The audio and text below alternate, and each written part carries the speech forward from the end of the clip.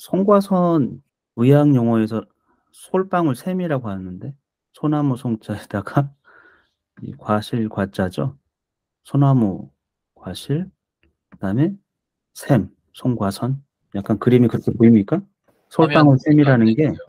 좌우 대뇌 반구 사이에 셋째 물질이 뒷부분에 있는 솔방울 모양의 내분비 기관. 아, 이래가지고 이 번역을 그렇게 한 거. 저도 잘 몰랐는데. 생식샘, 자극 호르몬을 억제하는 하여튼 솔방울 모양으로 해 송과 샘이 그런 샘이 있나 봐요. 예전에 이 두뇌를 연구할 때 좌뇌하고 우뇌가 완전 구별된 거라고 생각했어요. 그 영역별로 특정 영역에 특정 역할을 딱 한다고 이렇게 생각했거든요. 그래서 좌뇌는 뭐 어쩌고저쩌고 우뇌는 뭐 이렇게 했지 않습니까? 이성적인 영역하고 감성적인. 근데 얘가 서로 소통을 하잖아요. 모든 생명체가 그래요. 어떤 영역에 핵심적인 기능이 없어지면 다른 게 합니다. 유전자도 그렇대요. 어떤 유전자가 뭐를 발생시키는데 그게 딱 뭔가 이제 문제가 생겨가지고 사고가 났다. 그럼 다른 게 그 역할을 또 한대네요. 그러니까 이런 이 유기체가 전체를 인지하고 뭔가를 조율하는 뭔가가 있는 거예요. 신기하죠? 그래서 손과 선은 그런 이제 그거를 본떠가지고 솔방울 모양의 어떤 호르몬을 분비하는 어떤 기관이랍니다. 근데 데카르트가 이런 비슷한 상상을 한 거예요. 왜냐하면 데카르트는 어쨌건 정신과 물체는 완전 구별된 걸로 생각했거든요. 서로 독립적인 거, 서로 의존하지 않는 어떤 존재라고 생각했어요. 그러니까 데카르트가 우리가 보는 감각을 통해서 이제 존재하는 거, 예를 들면 그런 것들은 연장이라고 우리말로 번역했는데 외관을 갖는다라는 거예요. 익스텐션이라는 거는. 수학에서 보면은 텀이 있잖아요. 상이라는 게 어떤 대상이 존재하는 이렇게. 그러니까 이게 이제 다 연결이 됩니다. 수학이나 뭐 철학이나. 처음에 저도 이 익스텐션이 도대체 데카르트 이후로 나오는데 철학에서 익스텐션이 뭐야? 그럼 우리가 이제 2 곱하기 3은 이제 2층으로 쌓은 거잖아요. 3을 그쵸? 테두리를 텀이라고 해요. 가장자리 테두리란 뜻이 곧 중세 영어에 보면은 그런 느낌이 있어요. 텀이라는 게 터미네이터, 뭐 터미널, 끝 테두리 이런 뜻이거든요. 이게 이제 어떤 대상이 존재하려고 하면 하나의 외관을 갖게 되는 거예요.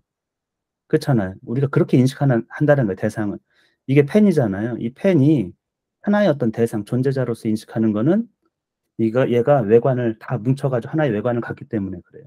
테두리를. 여러분이 저도 마찬가지 세포가 제가 60조 개가 넘는 세포가 있지만 그 개별적인 세포를 인식을 안 해요. 그냥 저를 통칭해가지고 하나라고 인식하는 거는 다 모여가지고 하나의 테두리를 갖고 있기 때문에 그래요. 그러니까 이 사물은 익스텐션을 외관을 갖는 거예요. 기하학에서 보면 이 선이거든요. 이 선, 예를 들면 면의 끝은 선이다 이런 거 있잖아요. 그렇죠? 이게 이제 텀이고 끝이란 말이죠. 익스텐션. 이게 이제 선의 특성은 늘 이제 확장할 수가 있어요. 기하학에서 보면 선은 연장할 수 있어요. 이거는 의심 없이 받아들여지는 거죠. 그러면 그게 뭐냐면 얘는 어떤 공간을 점하고 있다는 뜻이에요. 물리적으로.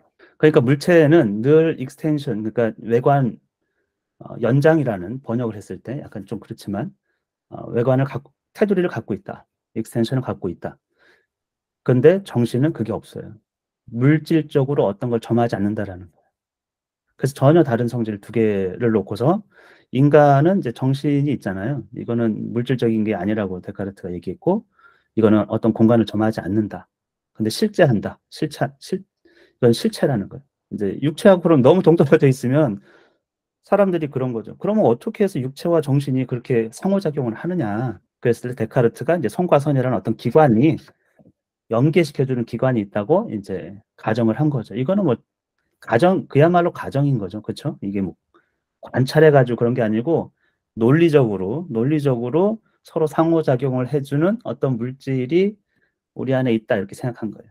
물론 그 당시에 뭐 의학 기술이 엄청 발전하고 뭐 그러진 않았기 때문에 혁신적인 사고 방식이긴 해요. 이런 자체가 물질과 육체가 서로 상호작용할 수 있는 그런 기관, 성과 선 어떤 그런 것이 있다 이렇게 본 것이죠. 데카르트가 결국에는 모든 걸 의심하다가 나는 사유한다. 그러므로 나는 존재한다. 이렇게 썼잖아요.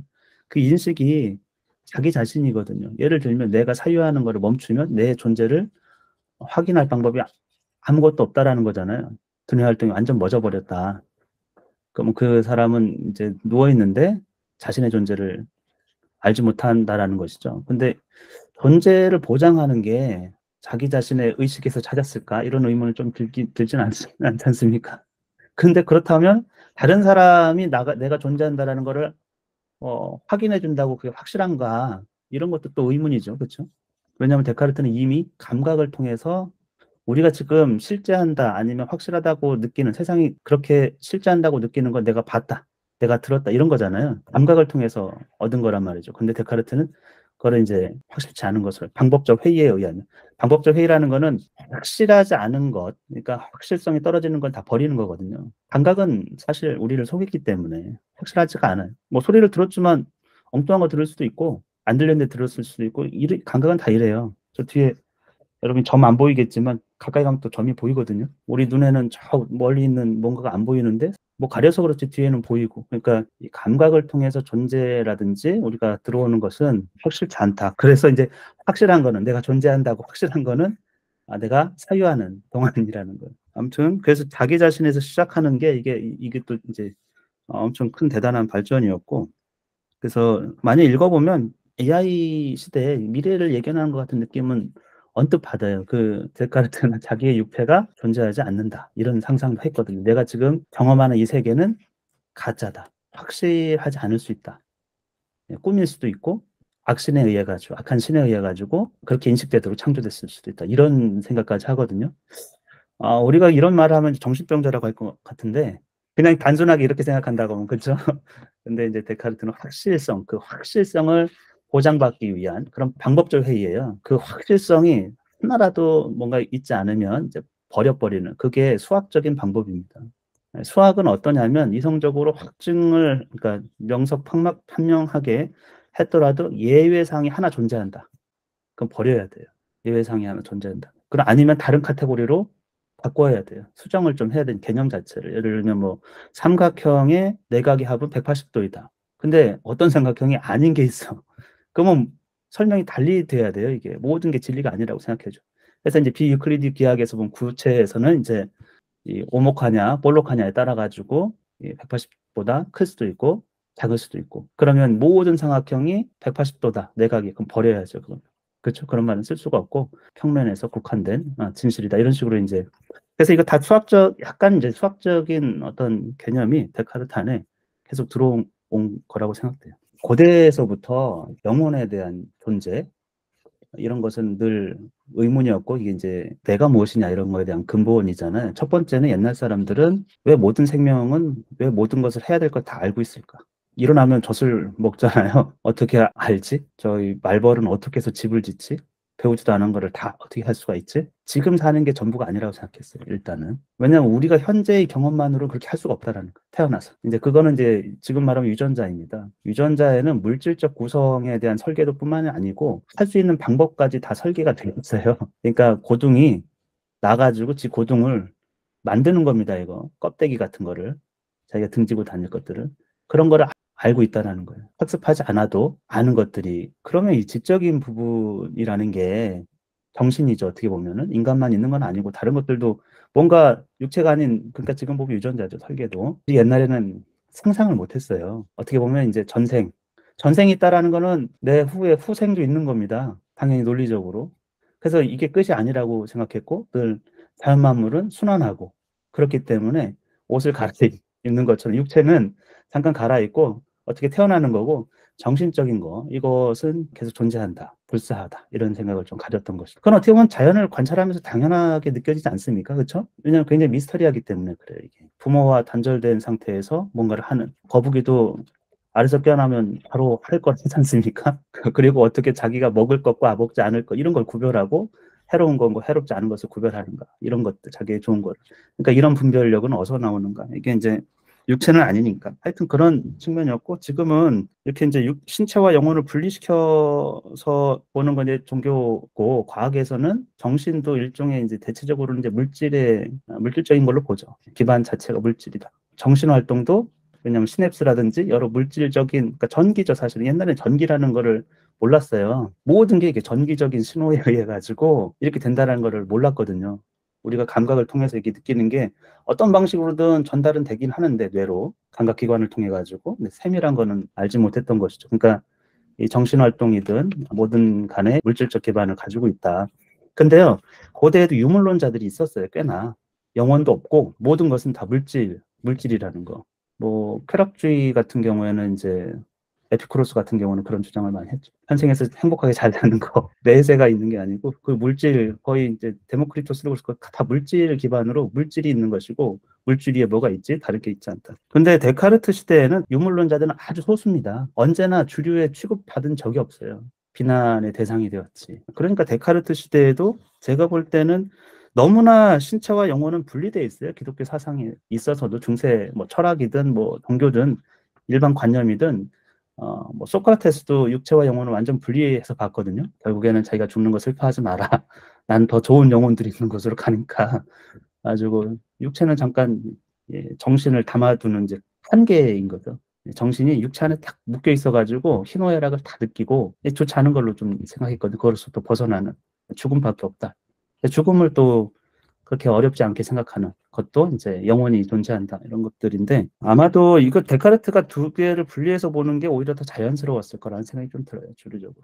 그리고 그걸 하나로 보는 거는 이제 그냥 유물론이기 때문에 그걸 근거를 제시한다는 건 굉장히 어려운 일이었겠죠. 당시로 보면은. 데카르트가 여기서 뭐 신학이나 이런 것을 다 영혼과 실체를 분리하지만 데카르트적인 방법으로 한 적이 아무도 없어요. 사유를 통해 가지고 이성을 통해 가지고 그렇게 근본적으로 그리고서는 두 개를 완전히 분리시켜 버리는 그래서 이제 종교로부터 과학 또 학문을 이렇게 자유롭게 한 그런 게 시대적으로도 필요했을 거라는 생각이 들고 시대의 산물이기 때문에 아마 데카르트가 더 많은 근거를 가지고 뭐 연구할 수 있는 배경이 있었다고 하면 다른 얘기를 할 수 있었겠지만 당시 상황으로서는 이거 자체가 굉장히 혁신적인 겁니다.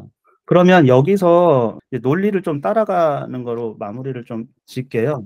형이상학의 단초를 이제 데카르트가 마련하는 과정인데 데카르트가 이 형이상학을 왜 그러니까 여기다도 썼고 왜 토대를 마련하려고 했느냐 하면은 사실 데카르트의 방법 중에서 다 잘게 쪼개고 이제 순서를 정해야 되잖아 열거를 그쵸? 근데 열거를 해야 되는데 가장 기초가 되는 것이 필요하잖아요 인식에 그쵸? 그게 철학이고 모든 학문의 기초를 세우겠다는 보편 학문에 대한 어떤 꿈도 있었어요. 젊었을 때부터. 이 학문의 기초는 철학이고 철학의 기초는 형이상학이고 형이상학의 토대를 그러니까 순서적으로 자기의 어떤 방법론적으로 그게 맞다고 생각해가지고 형이상학의 토대를 세우려고 했던 것이죠. 그리고 결국에는 모든 걸 의심하고서 만난 거는 나의 존재예요. 나의 존재에 대한 인식이에요. 그래서 그것을 통해 가지고 앞으로 나가야 되는데 참 그게 이제 우리가 느끼기에 좀 어렵습니다. 모든 것을 의심하고 나서 내가 있다라는 거, 내가 존재한다라는 인식이 나한테 생긴 거거든요. 그러면 데카르트가 지금 관심 있어 하는 거는 하고자 하는 목적이 있기 때문에 의심한 거예요. 이게 방법적 회의라는 거는. 데카르트 형이상학은 보통 이제 인식론, 존재론이거든요. 근데 데카르트가 인식론에서 관심 있는 거는 결국에는 이제 자아예요. 나를 찾은 거고 이건 확실하다고 이제 어쨌건 생각한 거고 그다음에 신과 세계예요. 우리가 보는 물질적 세계. 이게 이제 존재하는가 이런 거거든요. 확실한 어떤 인식을 할 수 있는가. 그러니까 인식론적 차원에서는 이것들을 우리가 올바로 확실하게 인식할 수 있는가. 근데 데카르트는 먼저 뭐 관념이 존재한다고 생각해요. 내 머릿속에 나라는 인식이 있고 내 머릿속에 세상 것에 대한 관념이 있어요. 관념이라는 게 존재한다라는 거. 우리가 지금 구별해야 돼. 인식론에서 관념이라는 게 존재한다라는 거. 여러분 삼각형이 존재합니까? 수가 존재합니까? 수? 이게 플라톤이 얘기했던 이데아입니다. 어떻게 보면 관념이 존재하는 것이지 실제로 실제 세계가 존재한다라는 거는 확실치 않다라는 거예요. 그건 모상이고. 근데 여러분이 수가 존재하느냐, 사람이 존재하느냐, 우리 존재한다고 하죠. 근데 진짜 사람이라는 게 존재하나? 이렇게 생각해 보면은 보편적인 추상적인 개념이란 말이에요. 개별자들은 존재해도 약간 근데 관념이 내 안에 정신 안에 존재한다라는 걸 확실히 인식하고 있어요. 인식론적으로 일단은. 그러면 이 관념이 어디에 존재하냐면 내 정신 안에 존재해요. 왜냐하면 그건 내가 느끼고 알고 있기 때문에. 그런데 정신 안에 존재하는 거죠, 관념이. 근데 이게 이것에 대응하는 실제 세계, 실외적 대상이 존재하는가? 데카르트는 일단 회의를 하는 거예요. 내 머릿속에 어떤 관념이 있는데 진짜로 존재하는가?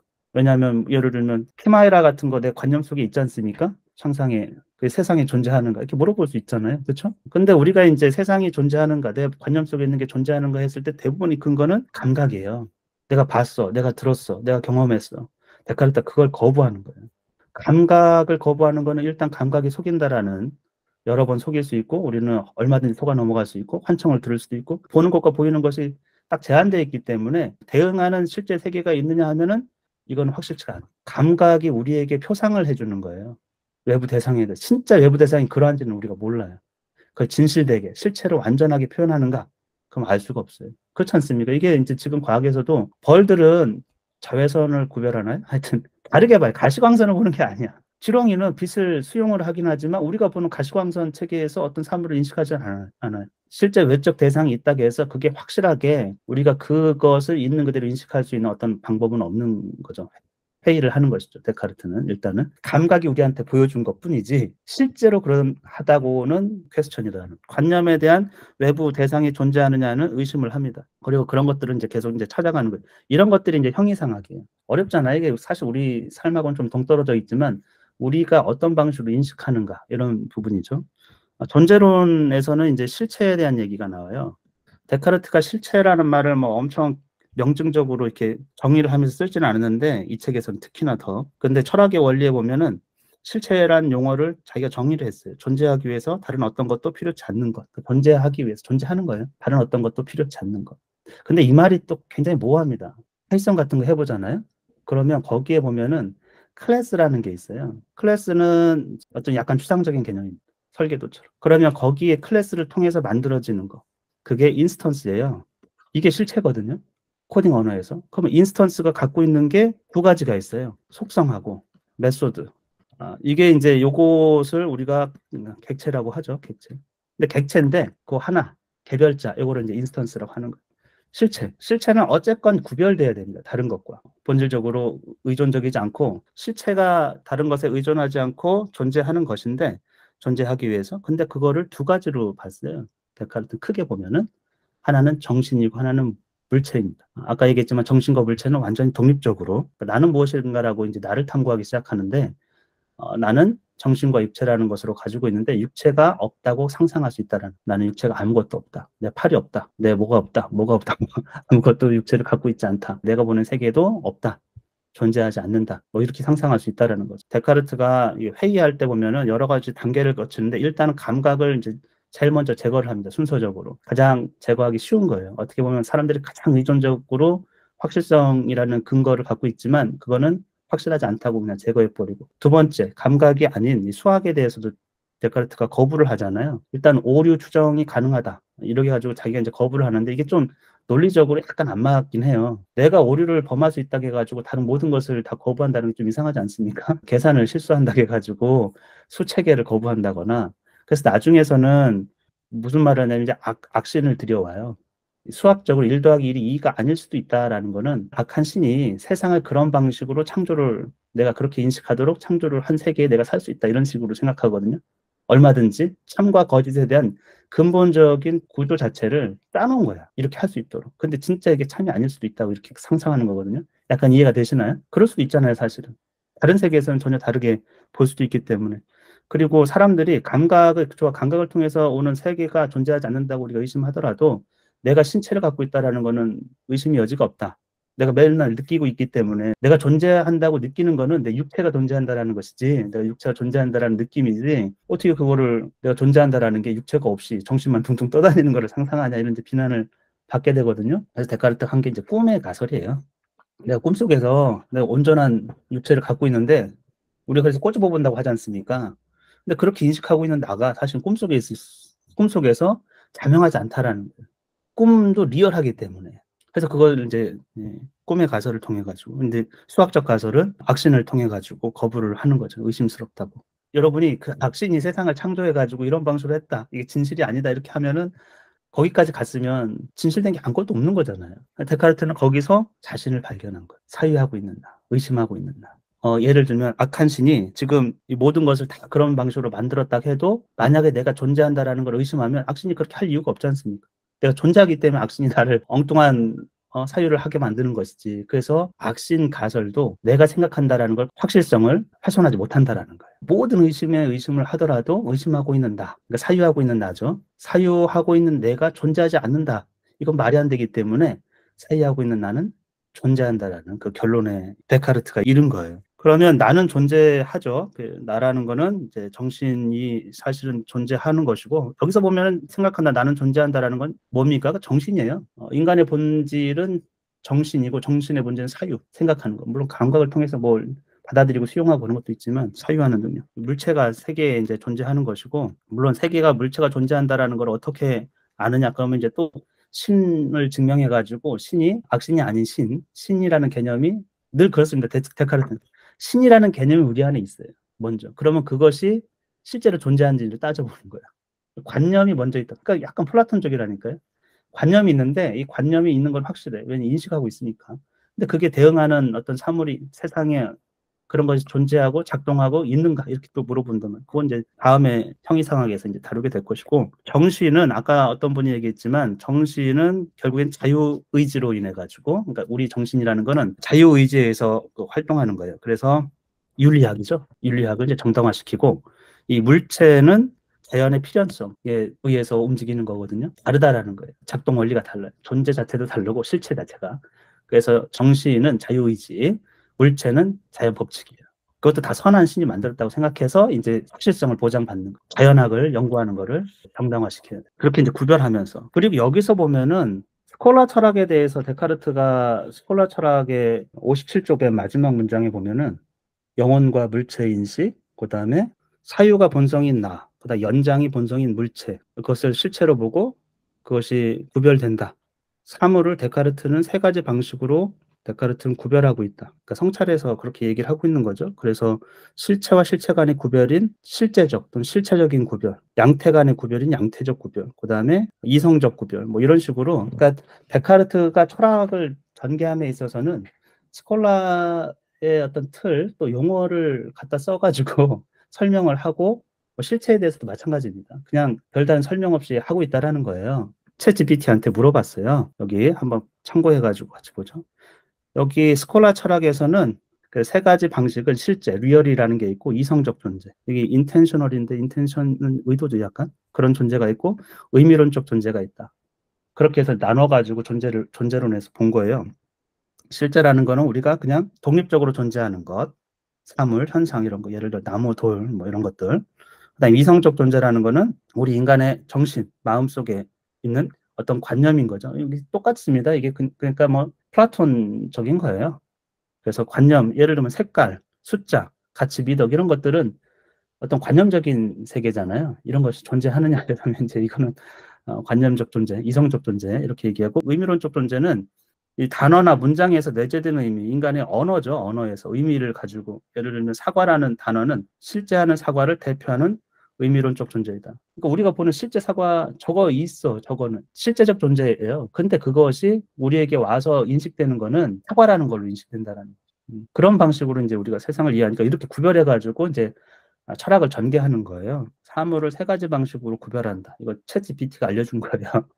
스콜라 철학에서 실제적 구별이 있고, 양태적 구별이 있고, 또는 이성적이거나 개념적인 어떤 구별이 있다. 이런 것들을 데카르트가 그냥 쓰고 있다고 생각하면 돼요. 실제적 구별이라는 거는 두 사물의 개념이 독립적으로 존재할 수 있다. 한 사람과 다른 사람이 독립적으로 존재할 수 있어서 그들은 이제 실제적으로 구별된다. 이렇게 얘기하는 거죠. 두 번째는 양태적 구별은 상태나 방식이 서로 다를 수 있다라는 거예요. 예를 들면 물이 얼음, 액체, 뭐 이렇게 증기 이런 성질로 이제 다양한 상태로, 양태로 존재할 수 있다. 이런 것이죠. 상태다. 사실은 이거는 내가 본질적으로 존재하는가, 나라는 존재자가, 그러면 순간마다 계속 바뀌지 않습니까? 어렸을 때 나하고 노인 돼서 나하고 사람이 알아볼까요? 이 순간에서는 뭐 실제적으로 구별된다고 할 수 있겠지만 하나의 대상에 대해서는 양태적으로 구별되겠죠. 그다음 이성적, 두 개념이 인식자의 마음에서 구별되지만 실제 사물에서는 동일한 경우에, 그래서 실제 사물 이런 것과는 전혀 무관한, 예를 들면 삼각형이라는 것과 세각을 가진 도형은 개념적으로는 구별된다는 거예요. 동일한 걸 지칭하지만 예를 들면 삼각형과 세 변을 가진 도형 이랬을 때 그 말을 우리가 달리하지 않습니까? 삼위일체라는 말도 그렇고 동일한 거를 하지만 개념적으로 구별된, 내가 아빠이기도 하고 남편이기도 하고 뭐 친구이기도 하고 이러지 않습니까? 어떤 대상에 대해서 우리는 이제 그런 방식으로 세상을 인식하고 존재를 구별한다라는 거예요. 그러니까 이렇게 다 이제 나누죠, 철학에서는. 데카르트가 이런 것들을 은연중에 이제 갖다 쓰고 있다고 풍습들은 매우 불확실한 것으로 알지만 때로는 의심할 수 없는 것이냐 따를 필요가 있다. 이게 뭐냐면 그냥 일상생활이에요. 실천적인 부분에서는.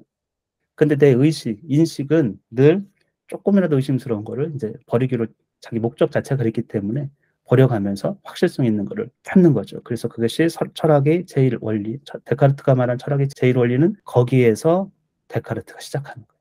모든 것을 다 허물어서 내가 존재한다라는 거, 존재의 이유는 내가 사유한다라는 거. 그것을 통해서 이제 한 단계씩 한 단계씩 넘어가는 것이고, 데카르트의 관심은 세 가지입니다. 자아에 대한 거, 자아가 존재하는가, 내가 인식을 하는가, 신에 대해서, 신이 존재하는가, 내가 어떻게 인식하는가, 세계에 대해서.